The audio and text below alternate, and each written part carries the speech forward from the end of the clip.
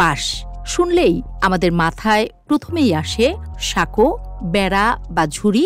আরেকটু নেতিবাচক ভাবলে মনে হয় বাঁশ খাওয়া মানেই বিপদে পড়া। কিন্তু আসল সত্য হলো বাঁশ খাওয়া আসলেই শরীরের জন্য দারুণ উপকারী।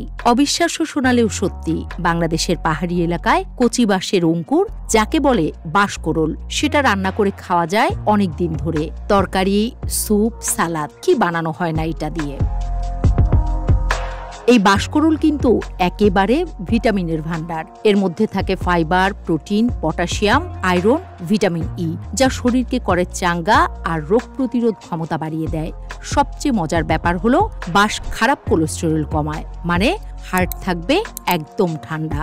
আবার যাদের কোষ্ঠকাঠিন্য সমস্যা আছে তাদের জন্য বাঁশ হলো প্রাকৃতিক ওষুধ। হজম শক্তি বাড়ায়, পেট রাখে হালকা। আরেকটা দারুণ জিনিস, বাঁশ খেলে দীর্ঘক্ষণ ক্ষুধা লাগে না। তাই যারা ডায়েট করছেন বা ওজন কমাতে চান তাদের জন্য বাঁশ একেবারে গোপন অস্ত্র। তবে সাবধান, বাঁশ কখনোই কাঁচা বা বাসি খাওয়া যাবে না, তাহলে হজম হবে না, বরং উল্টো সমস্যা করবে। সব সময় ভালোভাবে রান্না করে খেতে হবে বলে মনে করেন পুষ্টিবিদেরা। এবার আসি বাঁশের অন্যান্য অবিশ্বাস্য ক্ষমতার কথায়। জানেন কি, বাঁশঝাড় আশপাশের তাপমাত্রা 4 ডিগ্রি পর্যন্ত কমাতে পারে। মানে বাঁশ হচ্ছে একেবারে প্রাকৃতিক এয়ার কন্ডিশনার। মাটির ক্ষয়, পাহাড় ধস বা নদী ভাঙন ঠেকাতে বাঁশের জুড়ি নেই। গ্রামে তো বাড়িঘর বানানো, বেড়া, সাঁকো, মাচা সবখানেই বাঁশ লাগে।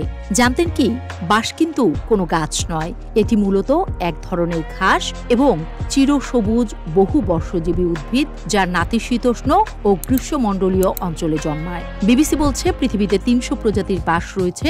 তার মধ্যে বাংলাদেশ বন গবেষণা ইনস্টিটিউট 33 প্রজাতির বাঁশ সংরক্ষণ করেছে। এর মধ্যে রয়েছে মুলি, তল্লা, আইক্কা, ছড়ি সহ নানা প্রজাতির বাঁশ। শুধু তাই নয়, আসবাবপত্র, বাদ্যযন্ত্র, ঝুড়ি, কুলো, ডালা সবেতেই বাঁশ ব্যবহার হয়। আধুনিক যুগে বাঁশ দিয়ে তৈরি হচ্ছে কাপড়, কাগজ, এমনকি প্রসাধনীয়।